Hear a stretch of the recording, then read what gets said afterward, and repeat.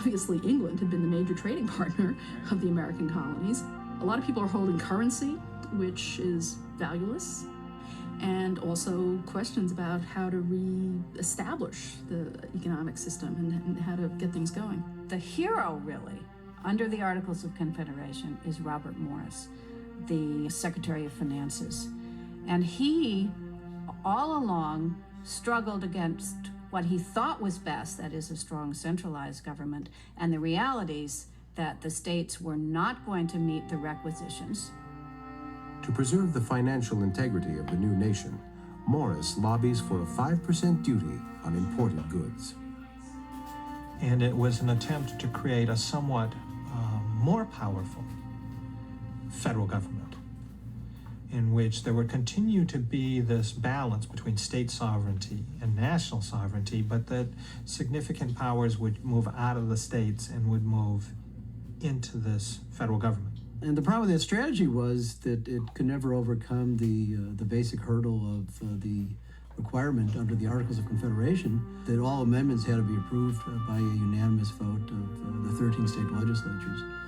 So unanimity proved a real tough hurdle. Without a national solution, the debt problem remains with the states.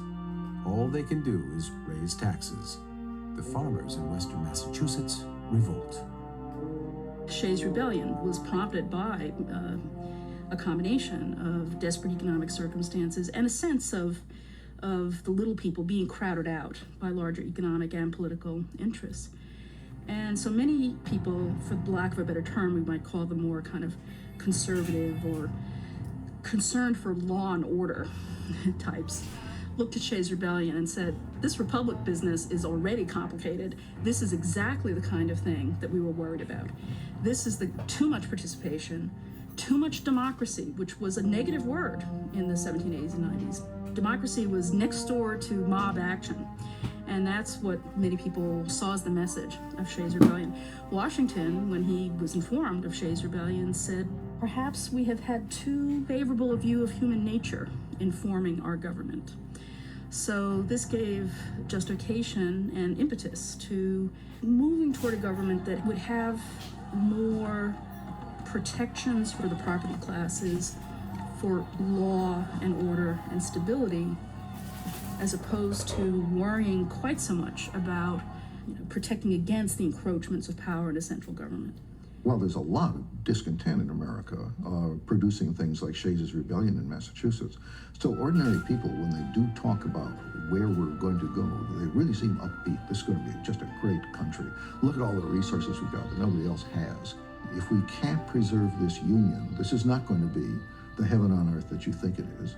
If we've split up into rival confederations, well, then each one will want to get the advantage of Western resources for itself, and they may start arming against one another. If we stay united, we might keep European power out of most of North America in any very active way. If we divide, we become just part of their balance of power, and the cost to us will be really enormous. And the major argument for constitutional reform then became, we need to unite so that the other powers of the world will take us seriously.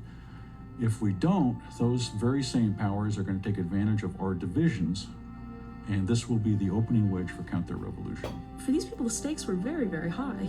This wasn't just about, will the House of Representatives go back to the Democrats this November, a question that might seem very important to us now. It was about whether there would be a free House as opposed to a monarch or a dictator coming in. Would there be secret conspiracies to overthrow the legitimate power? Because they lived in a world in which these were not untoward, ungrounded fears.